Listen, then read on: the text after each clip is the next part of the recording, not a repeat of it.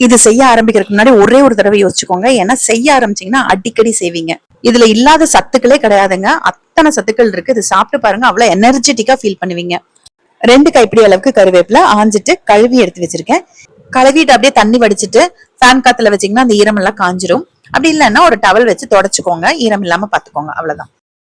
ஒரு கடாய அடுப்புல வச்சுட்டு 1 கப் அளவுக்கு பூசணி விதை சேர்க்கிறேங்க. இது எந்த அளவுல வேணாலும் நீங்க எடுத்துக்கலாம். நான் இந்த ஒரு கப் எடுத்திருக்கேன், அளவு கப்பு. இது கிட்டத்தட்ட ஒரு 100 கிராம் இருக்கும். சிம்ல வச்சு கொஞ்சம் நல்லா வறுத்துட்டு ஒரு பிளேட்ல கொட்டிக்கோங்க. அடுத்தது வெள்ளரி விதையை சேர்க்கிறேங்க.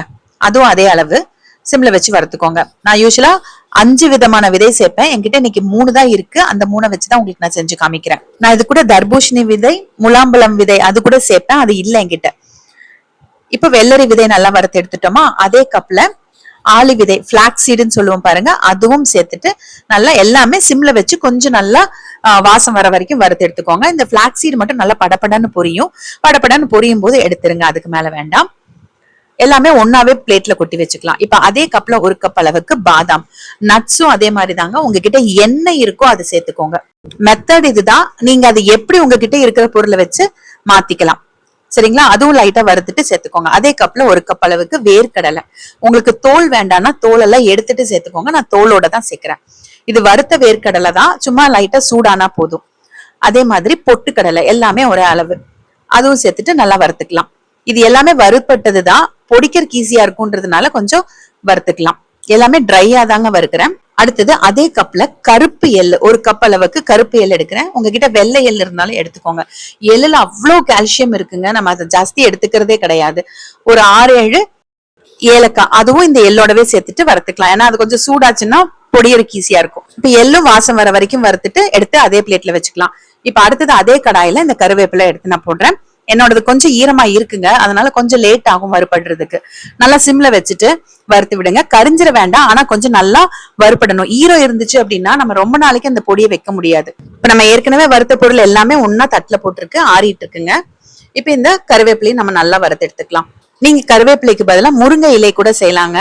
அதுவும் நல்லா அந்த மாதிரி கழுவிட்டு ஆற வச்சுட்டு அதுக்கப்புறமா நல்லா வறுத்து எடுத்துக்கணும். இப்ப அடுத்தது இனிப்புக்கு பேரிச்சம்பழம் சேர்க்க போறேன். பேரிச்சம்பழத்தை அப்படியே நம்ம மிக்சியில போட்டோம்னா அப்படியே புடிச்சுக்கும் இல்லையா, அதனால கொஞ்சம் குட்டி குட்டியா கட் பண்ணி எடுத்து வச்சுக்கிறேன். இதுவும் பாத்தீங்கன்னா அதே கப்ல 1 கப் அளவுக்கு எடுத்திருக்கேன் பேரிச்சம்பழம். இப்ப இந்த கடாயில இருந்த கருவேப்பிலையும் நல்லா ஆறிடுச்சு, கொஞ்சம் மொறுமொறுன்னும் ஆயிருக்கு. இப்ப எல்லாத்தையும் ஒன்னா சேர்த்து கலந்து விட்டுட்டு அடுத்தது மிக்சியில போட வேண்டியதுதான். நல்லா ட்ரை மிக்சி ஜார் எடுத்துக்கோங்க, பெரிய ஜார் எடுத்துக்கோங்க. அளவு கம்மியா இருந்ததுன்னா 1 போட்டுக்கலாம், அளவு அதிகமா இருந்ததுன்னா 2 போட்டுக்கோங்க. அதே மாதிரி மிக்சியில பொடிக்கும் போது வேர்க்கடலை எள்ளெல்லாம் இருக்கிறதுனால ஒரே அடியா திருப்பிடக்கூடாது, விட்டு விட்டுதான் திருப்பணும். அதே மாதிரி கொஞ்சம் ஓட்டிட்டு திறந்துட்டு கலந்து விட்டுட்டு திரும்ப ஓட்டி விட்டுக்கோங்க. அப்பதான் நல்லா உங்களுக்கு பொடியும். இல்லைன்னா என்ன ஆகும்னா அந்த எண்ணெய் பசையெல்லாம் இருக்கிறதுனால அப்படியே மிக்சியில ரொம்ப அப்படியே ஒட்டிக்குங்க, ஜார்ல அப்படியே ஒட்டிக்கும். அதனால இப்போ ஒரு தடவை நான் ஓட்டி எடுத்துட்டேன், மீதி இருக்கிறதையும் இன்னொரு தடவை ஓட்டிக்கிறேன். பேரிச்சம்பழம் இது கூட சேர்க்க கூடாது, அது தனியா தான் சேர்க்கணும். இப்ப 2வது தடவையும் நான் ஓட்டி எடுத்துட்டேங்க. இது ரொம்ப நைஸா இருக்கணும்னு அவசியம் இல்ல, அந்த கொஞ்சம் கொரகொரான்னு இருந்தா கூட நல்லாதான் இருக்கும். ஆனா ரொம்ப அப்படியே வித விதையா இருக்கிற மாதிரி வேண்டாம். இப்ப அடுத்தது பேரிச்சம்பழத்தை மிக்சி ஜார்ல போடுறேன். இது ரொம்ப நைஸா பொடியாது. நம்ம தண்ணி அந்த மாதிரி எதுவுமே ஊத்துறது கிடையாது, ஊத்தவும் கூடாது, தண்ணி எதுவுமே இருக்கக்கூடாது. பேரிச்சம்பழம் ரொம்ப பொடிஞ்செல்லாம் வராதுங்க, கொஞ்சம் குட்டி குட்டி பீசஸா தான் இருக்கும், பரவாயில்ல. அதையும் நம்ம இதோட சேர்த்துக்கலாம். இப்ப வரைக்கும் நான் இனிப்புக்கு எதுவுமே சேர்க்கல. இந்த இனிப்பே போதுமானதா இருக்கும் பெரியவங்க சாப்பிடுற மாதிரி இருந்தா. ஆனா குழந்தைகளுக்கு இன்னும் கொஞ்சம் இனிப்பு தேவைப்படும்.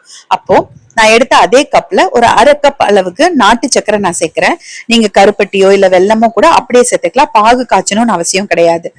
இப்ப இந்த பேரிச்சம்பழம் அரைச்ச விழுது, இந்த சர்க்கரை எல்லாமே எல்லா பக்கமும் போற மாதிரி நல்லா அப்படியே பிசைஞ்சு விட்டு மிக்ஸ் பண்ணிக்கலாம்.